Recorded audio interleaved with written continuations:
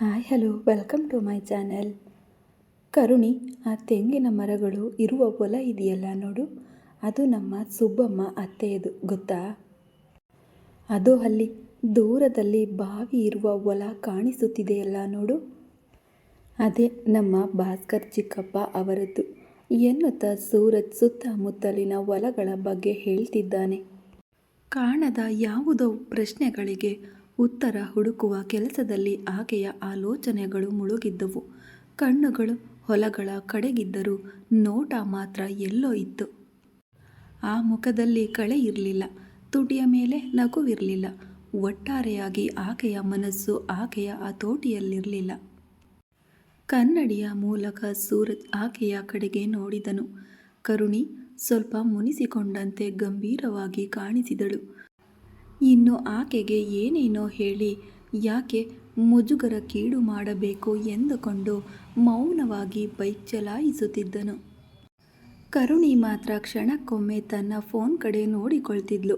ತನಗೆ ಬೇಕಾದ ಸಂದೇಶ ಇನ್ನೂ ಬಂದಿರಲಿಲ್ಲ.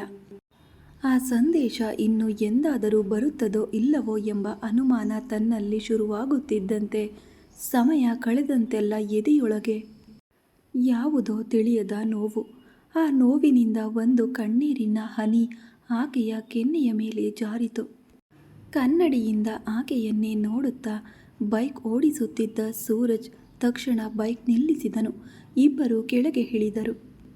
ಕರುಣಿ, ಏನಾಯ್ತು? ಯಾಕೆ ಆ ಕಣ್ಣೀರು ಎಂದು ತುಂಬ ಗಾಬರಿಯಿಂದ ಕೇಳಿದನು. ಆ ಒಂದೇ ಒಂದು ಕಣ್ಣೀರಿನ ಹನಿ ಸೂರಜ್ ಎದೆಯೊಳಗೆ ಎಷ್ಟೋ ರಕ್ತದ ಹನಿಗಳನ್ನು ಕಲಕಿದಂತಾಯಿತು.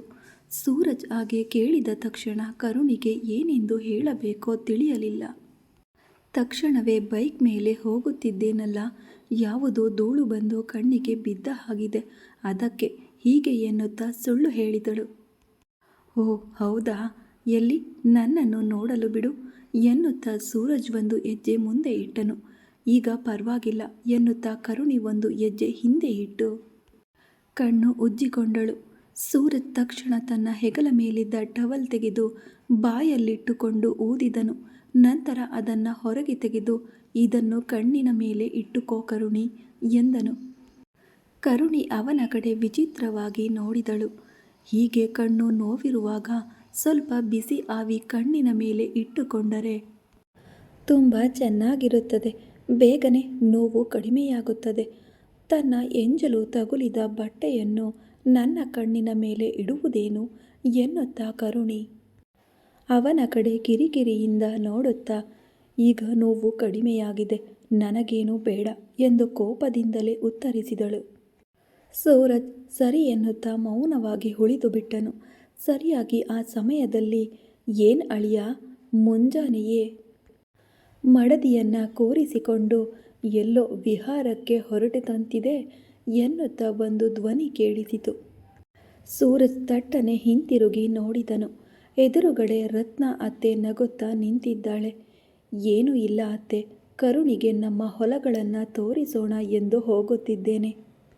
ಸೀತಾರಾಮರ ತರಹ ನೋಡಲು ಎಷ್ಟು ಮುದ್ದಾಗಿ ಅಂದವಾಗಿದ್ದೀರಿ, ನೋಡು ಎಲ್ಲರ ಕಣ್ಣುಗಳು ನಿಮ್ಮ ಮೇಲೆಯೇ ಇವೆ.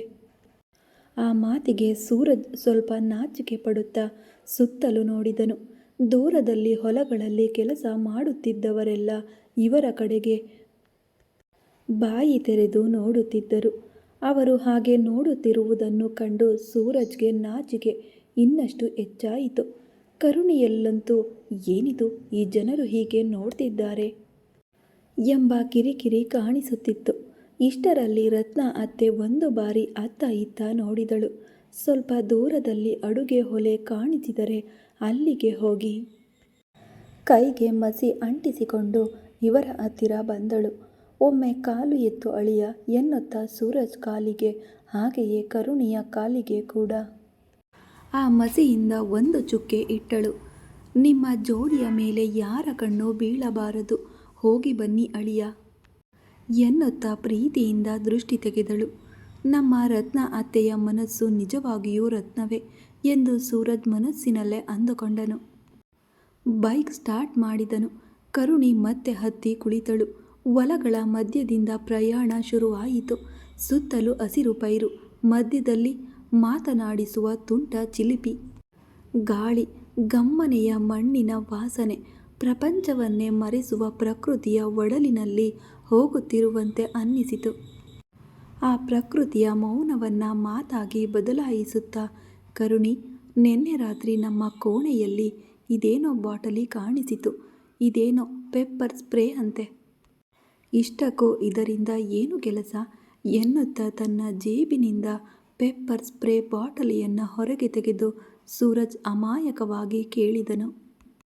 ಅದನ್ನು ನೋಡಿದ ತಕ್ಷಣ ಕರುಣಿ ತಕ್ಷಣ ತನ್ನ ಕೈಗೆ ತೆಗೆದುಕೊಂಡಳು. ಏನು ಹೇಳಬೇಕೋ ತಿಳಿಯದೆ ಕೊಂಚ ಯೋಚಿಸಿ, ಯಾವುದಾದರೂ ಪಲ್ಯ ಅಥವಾ ಸಾಂಬಾರಿಗೆ ಖಾರ ಸಾಲದಿದ್ದರೆ ಇದನ್ನು ಸಿಂಪಡಿಸಿಕೊಂಡು ತಿನ್ನಬಹುದು ಎನ್ನುತ್ತಾ ಸುಳ್ಳು ಹೇಳಿಬಿಟ್ಟಳು. ಸೂರಜ್ ಆಕೆಯ ಮಾತನ್ನು ನಂಬಿ ಮೌನವಾಗಿ ತಲೆಯಾಡಿಸಿದನು. ಇಷ್ಟರಲ್ಲಿ ತಮ್ಮ ಹೊಲ ಬಂದಿದ್ದರಿಂದ ಬೈಕ್ ನಿಲ್ಲಿಸಿದನು. ಇಬ್ಬರು ಇಳಿದು ನಡೆಯುತ್ತಿದ್ದಾರೆ. ಆ ಭತ್ತದ ಹೊಲದ ಬದಿಯ ಮೇಲೆ ನಡೆಯುವುದು ಹೊಸದಾಗಿದ್ದರಿಂದ ಕರುಣಿ ನಡೆಯಲು ತುಂಬ ಕಷ್ಟಪಡುತ್ತಿದ್ದಳು. ಮಧ್ಯದಲ್ಲಿ ಕೆಳಗೆ ಬೀಳಲು ಹೋದಾಗ ಸೂರಜ್ ಗಟ್ಟಿಯಾಗಿ ಹಿಡಿದುಕೊಂಡನು. ಕರುಣಿ ಕೊಂಚ ಚೇತರಿಸಿಕೊಂಡಳು. ಅದೋ ಆ ಕೊನೆಯಲ್ಲಿ ದೊಡ್ಡ ಬೇವಿನ ಮರ ಕಾಣಿಸುತ್ತಿದೆಯಲ್ಲ ನೋಡು. ಅಲ್ಲಿಂದ ಇದಿಷ್ಟು ನಮ್ಮದೇ ಕರುಣಿ. ಆ ಮಾವಿನ ತೋಟಗಳು ಕೂಡ ನಮ್ಮವೇ. ಚಿಕ್ಕ ವಯಸ್ಸಿನಲ್ಲಿ ಅಲ್ಲೇ ನಾವು ಆಟವಾಡುತ್ತಿದ್ದೆವು. ನಿನಗಾಗಿ ಮರ ಹತ್ತಿ ಕಾಯಿ ಕೀಳಲು ಹೋದಾಗ ನನ್ನ ಕೈಗೆ ಪೆಟ್ಟಾಗಿತ್ತು. ಅವೆಲ್ಲವೂ ನಿನಗೆ ನೆನಪಿದೆಯಾ ಎನ್ನುತ್ತಾ ಸೂರಜ್ ಮಾತನಾಡುತ್ತಿದ್ದಾನೆ. ಆದರೆ ಕರುಣಿ ಮಾತ್ರ ಯಾವುದನ್ನು ಕೇಳಿಸಿಕೊಳ್ಳದೆ ಎಲ್ಲೋ ನೋಡ್ತಿದ್ದಾಳೆ.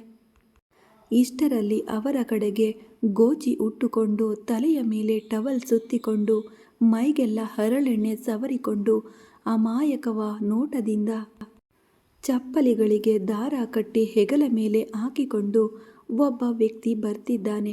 ವಿಚಿತ್ರವಾದ ಅವನ ರೂಪವನ್ನು ನೋಡಿದ ತಕ್ಷಣ ಯಾರಿಗಾದರೂ ಒಂದು ಕ್ಷಣ ನಗು ಬಾರದೆ ಇರಲು ಸಾಧ್ಯವಿಲ್ಲ. ಅಷ್ಟರಲ್ಲಿ, ಏನಪ್ಪ, ಅಮ್ಮನವರನ್ನು ಕರೆದುಕೊಂಡು ಇತ್ತ ಬಂದಿದ್ದೀರಾ ಎಂದು ಕೇಳಿದನು. ಹೌದು, ನಿಮ್ಮನ್ನು ನೋಡೋಣ ಎಂದು ಬಂದೆ ಎನ್ನುತ್ತಾ ಸೂರಜ್ ವ್ಯಂಗ್ಯವಾಗಿ ಉತ್ತರಿಸಿದನು. ಅಡ್ಡಡ್ಡೆ, ನೀವು ಅಮ್ಮನವರನ್ನು ಈ ದಿನ ಹೊಲಕ್ಕೆ ಕರೆತರುತ್ತಿದ್ದೀರಿ ಎಂದು 1 ವಾರ ಮುಂಚೆಯೇ ಹೇಳಿದ್ರೆ ಚೆನ್ನಾಗಿರ್ತಿತ್ತು ಅಯ್ಯನವರೇ. ಕಳೆದ ವಾರ ನಮ್ಮ ಮಾವನವರ ಊರಿಗೆ ಹೋಗಿದ್ದೆ. ಅಲ್ಲಿ ನಮ್ಮ ಕೆಂಪು ಹಸು ಕರು ಹಾಕಿದೆ. ಗಿಣ್ಣಿನ ಹಾಲು ತರುತ್ತಿದ್ದೆ. ಏನೋ ನಿಂದು, ನಮ್ಮ ಮದುವೆ ನಡೆದಿದ್ದೆ ಮೊನ್ನೆ. ಅಂತಹದರಲ್ಲಿ ನಾನು ಈಕೆಯನ್ನು ಹೊಲಕ್ಕೆ ಕರೆದುಕೊಂಡು ಬರುತ್ತೇನೆ ಎಂದು 1 ವಾರ ಮುಂಚೆಯೇ ನಿನಗೆ ಹೇಳಬೇಕಿತ್ತಾ? ಇವಳು ನೋಡು ಕರುಣಿ, ಇವನ ಬುದ್ಧಿವಂತಿಕೆ ನೋಡು. ಇವನನ್ನು ಎಲ್ಲರೂ ಮಲೋಕಂ ಎಂದು ಕರೆಯುತ್ತಾರೆ. ನಮ್ಮ ಹತ್ತಿರವೇ ಕೆಲಸ ಮಾಡ್ತಾನೆ ಎನ್ನುತ್ತಾ ಸೂರಜ್ ಅವನನ್ನು ಪರಿಚಯಿಸಿದನು. ಮಲೋಕ ನಾಚಿಕೆ ಪಡುತ್ತಾ, ಅಮ್ಮನವರೇ, ನಮ್ಮ ಊರಿನಲ್ಲಿ ನಿಮಗೆ ಏನೇ ಬೇಕಾದರೂ ಒಂದು ಕೂಗು ಹಾಕಿ ಸಾಕು. ಕೊಂಡದ ಮೇಲಿನ ಕೋತಿಯನ್ನಾದರೂ ಸರಿ, ಕ್ಷಣ ಮಾತ್ರದಲ್ಲಿ ತಂದು ಕೊಡುತ್ತೇನೆ. ಆದರೂ ನೀನಿರುವಾಗ ಇನ್ನೊಂದು ಕೋತಿ ಯಾಕೆ, ಬೇಡ ಬಿಡು. ಇಷ್ಟಕ್ಕೂ ಆ ಚಪ್ಪಲಿಗಳನ್ನು ಕಾಲಿಗೆ ಹಾಕಿಕೊಳ್ಳದೆ ಹೆಗಲ ಮೇಲೆ ಯಾಕೆ ಹಾಕಿಕೊಂಡಿದ್ದೀಯಾ ಎಂದು ಸೂರಜ್ ಕೇಳಿದನು. ಹೋ ಅದಾ, ಮೊನ್ನೆ ಸಂತೆಯಲ್ಲಿ ಈ ಚಪ್ಪಲಿಗಳು ಇಷ್ಟವಾಗಿ 30 ರೂಪಾಯಿ ಕೊಟ್ಟು ಕೊಂಡುಕೊಂಡೆ. ಬಲೆ ಇವೆ, ಆದರೆ ಕಾಲಿಗೆ ಹಾಕಿಕೊಂಡು ನಡೆದರೆ ಬಿಸಿಲಿಗೆ ಸವೆದು ಹೋಗುತ್ತವೆ. ಅದಕ್ಕೆ ಹೀಗೆ ಹೆಗಲ ಮೇಲೆ ಹಾಕಿಕೊಂಡಿದ್ದೇನೆ. ಹಬ್ಬ, ಹಾಕಿಕೊಳ್ಳುತ್ತೇವೆ ಬಿಡಿ ಅಯ್ಯನವರೇ. ಬಿಸಿಲು ಮಳೆ ಇಲ್ಲದ ಜಾಗದಲ್ಲಿ ರಾತ್ರಿ ಹೊತ್ತು ಹಾಕಿಕೊಂಡು ಮಲಗಿಕೊಳ್ಳುತ್ತೇನೆ. ಆಗ ಅವು ಸವೆಯುವುದಿಲ್ಲ ತಾನೆ ಎನ್ನುತ್ತಾ ಮಲೋಕ ನಗುತ್ತಾ ಹೇಳಿದನು. ಮಲೋಕನ ಬುದ್ಧಿವಂತಿಕೆಯನ್ನು ನೋಡಿ ಕರುಣಿಗೆ ನಗು ಬಂದಿತು. ಆಕೆಯ ಮುಖದ ಮೇಲೆ ಸಣ್ಣನೆಯ ನಗು ಮೂಡಿತು. ಅದನ್ನು ನೋಡಿದ ತಕ್ಷಣ ಸೂರಜ್ ಮನಸ್ಸಿನಲ್ಲಿ ರಂಗು ರಂಗಿನ ಮಳೆಬಿಲ್ಲು ಮೂಡಿದಂತಾಯಿತು. ಇಷ್ಟರಲ್ಲಿ ಮಲೋಕನ ಹೆಂಡತಿ ರಂಗಿ ಬಂದು ಕರುಣಿಯ ಕೈ ಹಿಡಿದುಕೊಂಡು ತೋಟ ತೋರಿಸುತ್ತೇನೆ ಎಂದು ಕರೆದುಕೊಂಡು ಹೋದಳು. ಕೊನೆಯಲ್ಲಿ ಸೂರಜ್ ಮಲೋಕ ಮಾತ್ರ ಉಳಿದರು. ನಿಜ ಹೇಳಬೇಕೆಂದರೆ ಮಲೋಕ ತಮ್ಮ ಹತ್ತಿರ ಕೆಲಸ ಮಾಡುತ್ತಿದ್ದರೂ ಸೂರಜ್ ಅವನನ್ನು ಕೆಲಸಗಾರನಂತೆ ನೋಡುತ್ತಿರಲಿಲ್ಲ. ಸ್ನೇಹಿತನಂತೆಯೇ ನೋಡುತ್ತಿದ್ದನು. ಮಲೋಕ ಕೂಡ ಎಷ್ಟೇ ಸ್ವಾತಂತ್ರ್ಯ ಕೊಟ್ಟರೂ ತನ್ನ ಹದ್ದನ್ನು ಮೀರುತ್ತಿರಲಿಲ್ಲ. ಸೂರಜ್ನನ್ನ ಯಜಮಾನನಂತೆಯೇ ಗೌರವಿಸುತ್ತಿದ್ದನು. ಅವರು ಹಾಗೆ ಹೋಗುತ್ತಿದ್ದಂತೆ, ಅಯ್ಯನವರೇ, ನೆನ್ನೆ ನಿಮಗೆ ಮೊದಲ ರಾತ್ರಿ ಅಲ್ವಾ ಎಂದು ಮಲೋಕ ನಾಚಿಕೆ ಪಡುತ್ತಾ ಕೇಳಿದನು. ಅದೇನೋ ನನಗೆ ಮೊದಲ ರಾತ್ರಿಯಾದರೆ ಕಪ್ಪೆಯನ್ನು ತಿಂದ ಹಾವಿನ ಹಾಗೆ ನೀನು ನಲಿದಾಡುತ್ತಿದ್ದೀಯಾ?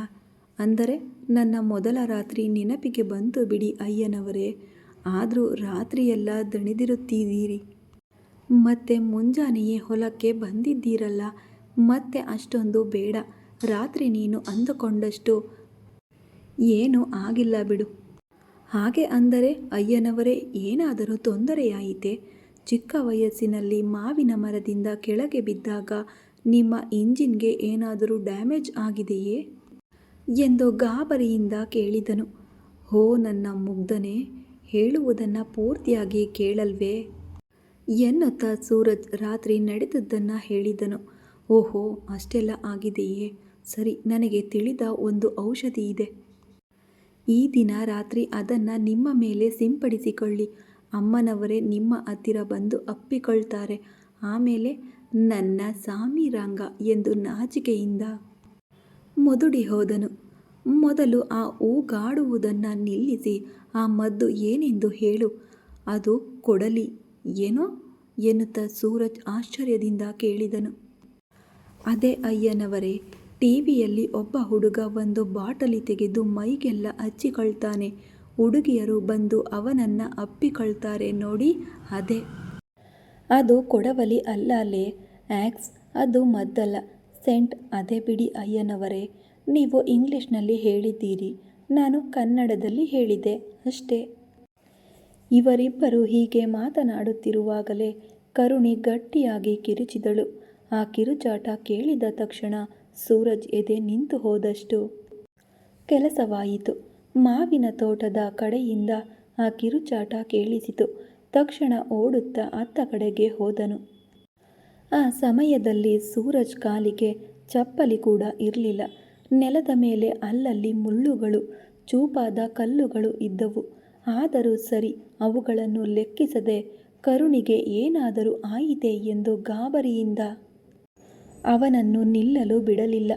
ಸ್ವಲ್ಪ ಹೊತ್ತಿಗೆ ಕರುಣಿಯ ಹತ್ತಿರ ತಲುಪಿದನು. ಕರುಣಿ ಕಣ್ಣುಗಳನ್ನು ಮುಚ್ಚಿಕೊಂಡು ಭಯದಿಂದ ನಡುಗುತ್ತಿದ್ದಳು. ಒಂದೇ ಉಸಿರಿನಲ್ಲಿ ಆಕೆಯ ಹತ್ತಿರ ಹೋಗಿ, ಏನಾಯಿತು ಕರುಣಿ ಎಂದು ಗಾಬರಿಯಿಂದ ಕೇಳಿದನು. ಹಾವು ಹಾವು ಎಂದು ಭಯಪಡುತ್ತಾ ಒಂದು ಕಡೆ ತೋರಿಸಿದಳು. ಸೂರಜ್ ಆಗ ತನಗೆ ಎದುರಾಗಿ ನೋಡಿದನು. ಎದುರುಗಡೆ ಬುಸುಗುಟ್ಟುತ್ತಾ ನಾಗರ ಹಾವು ಕಾಣಿಸಿತು. ಅದನ್ನು ನೋಡಿದ ಮೇಲೂ ಸೂರಜ್ ಕಣ್ಣುಗಳಲ್ಲಿ ಯಾವುದೇ ಭಯ ಕಾಣಿಸಲಿಲ್ಲ. ತನ್ನ ಹೆಗಲ ಮೇಲಿದ್ದ ಟವೆಲ್ ತೆಗೆದು ಕೈಗೆ ಗಟ್ಟಿಯಾಗಿ ಸುತ್ತಿದನು. ನಂತರ ಪಕ್ಕದಲ್ಲಿದ್ದ ಕೋಲನ್ನು ಕೈಗೆ ತೆಗೆದುಕೊಂಡನು. ಮೆಲ್ಲಗೆ ಆಡಿಸುತ್ತಾ ಆ ಕೋಲನ್ನು ಹಾವಿನ ಮುಂಭಾಗದಲ್ಲಿ ಇಟ್ಟನು. ಆ ಹಾವು ನಿಧಾನವಾಗಿ ಆ ಕೋಲಿನ ಮೇಲೆ ಅರಿದು ಅದಕ್ಕೆ ಸುತ್ತುಕೊಂಡಿತು. ಸೂರಜ್ ತುಂಬ ಜಾಗರೂಕತೆಯಿಂದ ಹೆಜ್ಜೆ ಇಡುತ್ತಿದ್ದಾನೆ.